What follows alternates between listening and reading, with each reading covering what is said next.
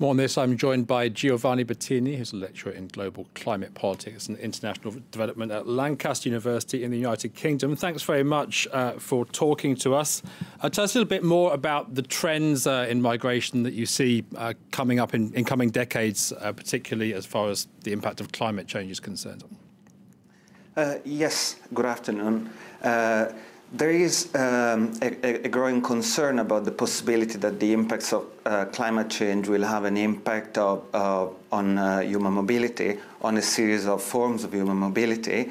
And so climate change through droughts, desertification, sea level rise is expected to, for instance, be involved in the processes that lead to human displacement.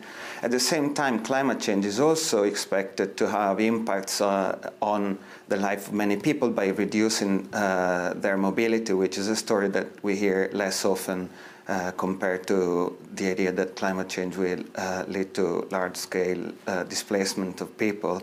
The issue is an important one given the magnitude of the impacts we can expect climate change to have in the decades to come, but is an issue that is made complex by the series of forms of mobility that will be interested by environmental and climate change more in general. So it's very difficult to come up with any very clear trends or numbers. Some numbers, projections about future impacts of climate change on human mobility have circulated, but these numbers are very problematic and have been criticized by the scholar community and by, for instance, IPCC. So it's very hard to provide very detailed scenarios rather than pointing to the importance of exploring the various ways in which the impacts of climate change might impact human mobility.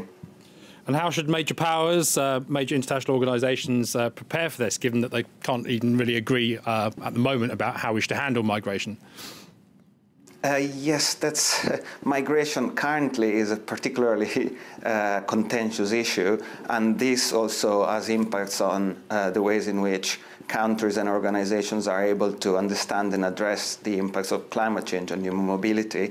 There have been initiatives, for instance, in the context of the UN Convention on Climate Change, to address climate-related displacement. One example is the platform on disaster displacement that was launched a couple of years ago by a series of states. Also, there have been initiatives to finance and enhance adaptation efforts in order to make sure that the very problem doesn't occur and materialize. For sure, given that we are dealing with an issue linked to migration, efforts to understand more and then also to address the issue are difficult, and we very easily enter tricky terrains, not least when asylum rights and displacement are concerned. Giovanni Bettini, thanks very much for talking to us. Thank you. Good afternoon.